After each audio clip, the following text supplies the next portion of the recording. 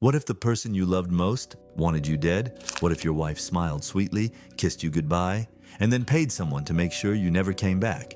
In 2009, in a quiet Florida suburb, a beautiful woman walked into a car, handed an envelope to a man she thought was a hitman, and sealed her husband's fate. But what she didn't know was that every single word, every single move was being filmed. This is the story of Dalia Dippolito, the woman who thought she planned the perfect murder, until the cameras caught everything. It started like any other love story. A young woman, charming and confident, meets a man with money, ambition, and a dangerous weakness for excitement. His name was Michael Dippolito, a former con man trying to turn his life around. Her name, Dalia, a 26-year-old real estate agent who knew exactly how to get what she wanted. They met online, sparks flew fast. Within 6 months, they were married. But behind the smiles and wedding photos, something dark was brewing. At first, Dalia was the perfect wife. She cooked, cleaned, doted on Michael, and made him believe he'd finally found redemption. But soon, Michael started noticing strange things. Police knocking on his door, anonymous tips about drugs in his car, random visits from probation officers who suddenly got a call. It was weird, but he didn't connect the dots. Not yet. What he didn't know was that every single tip came from his own wife. She was secretly calling the cops, trying to get him thrown back in prison. Why? Because she wanted him out of the way. By August 2009, Dalia was done pretending. She was living a double life, one as the loving wife and one as the cold planner of a murder. So she called someone, a man she thought could help her solve a problem. His name, Mohammed Shihadeh, her lover. She told him everything, that she wanted Michael dead, that she had the money, and that she just needed someone who could take care of it. Mohammed panicked. He pretended to play along, but went straight to the Boynton Beach Police Department. That's when the police decided to set her up. They sent in an undercover cop posing as a hitman. His name was Wired Mike. Hidden cameras, wired cars, microphones, yeah, everything was ready. And then Dalia showed up. August 4th, 2009, 5 p.m., Dalia parks her black BMW in a parking lot. She's calm, confident, wearing sunglasses and a designer handbag. She steps into the car with the hitman. He asks her straight up, You know, you have to have an option to change your mind. Even if you change your mind, I'm talking to him. There's no changing, no, there's no, like, I'm determined Definitely already. you wanna I'm do positive, like, Okay. 5,000% sure, like. "You're sure you want your husband dead?" Dalia doesn't flinch. "I'm 5,000% sure," she says. She gives him photos of Michael, the address, the schedule, the key to their house, and $1,200 in cash as a deposit. That's it, you know, I take a couple things with me, break a couple windows, make it look like a robbery that went bad. It's all over. I'm gone out of there. She even tells him exactly how she wants it done. "Make it look like a robbery. I want it to look like someone broke in."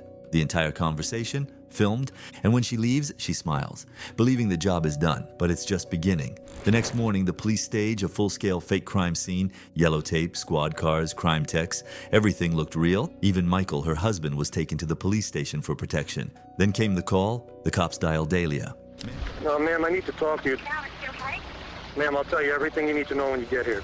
"Ma'am, you need to come home. There's been an incident." She rushes over. As soon as she sees the police lights flashing, she breaks down, crying, screaming. "What happened? Is he okay?" She hugs the officers, sobs into their arms. Oscar-level performance. But remember, she already thought he was dead. No, he's not. Listen. No. Try to calm down. And every tear was being recorded. After the scene dies down, police bring Dalia to the station for questioning. She sits in a cold gray interrogation room, hair perfect, eyes red from fake crying. A detective enters. "Dalia, we have bad news.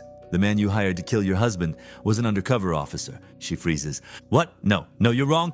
Then the door opens, and in walks Michael Dippolito, and very much alive. And Dalia gasps, "Oh my God, this isn't real. Please listen." But it was real. The hitman was fake. The murder was fake. But her intentions were as real as it gets. The video goes viral within hours. Millions of views. A woman caught in the act of plotting her husband's murder. The world couldn't look away. News outlets called it the Boynton Beach murder-for-hire case. The footage was so dramatic it felt like a movie, except it wasn't. Her lawyers claimed she'd been set up, that she was acting, trying to impress her lover, Mohammed, as part of a fake plan to help Michael toughen up. The jury didn't buy it. In 2011, she was convicted of solicitation to commit first-degree murder, sentenced to 20 years in prison. But the story didn't end there. Her defense appealed, claiming jury misconduct. The conviction was overturned. A second trial in 2016 ended in a mistrial. Then a third trial in 2017 finally sealed her fate. 16 years in prison. Still, Dalia swore she was innocent. Who was Dalia Dippolito really? To her friends, she was sweet, funny, and confident. To her husband, she was loving, until she wasn't. But to the world, she was a symbol of cold calculation. A woman so addicted to control and image, she thought she could stage a murder and outsmart everyone. Yet, ironically, her downfall came from what she loved most. Attention. If the police hadn't filmed her, she might have gotten away with it. But because they did, the world watched her lies unravel in high definition. Dalia's been behind bars for years now. Her appeals have failed. Michael divorced her, rebuilt his life, and occasionally talks about what it felt like to see your wife try to kill you on camera. He says he forgives her, but he'll never forget. As for Dalia, she gave interviews from prison, still claiming it was all a misunderstanding. But no one's buying it anymore.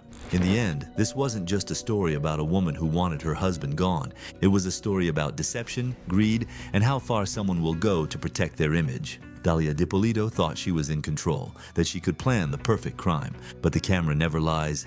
And when the world saw the truth, her act was over. Because no matter how well you play innocent, you can't fake reality when the world is watching. Would you know if someone close to you was plotting your downfall because Michael Dippolito didn't until it was almost too late?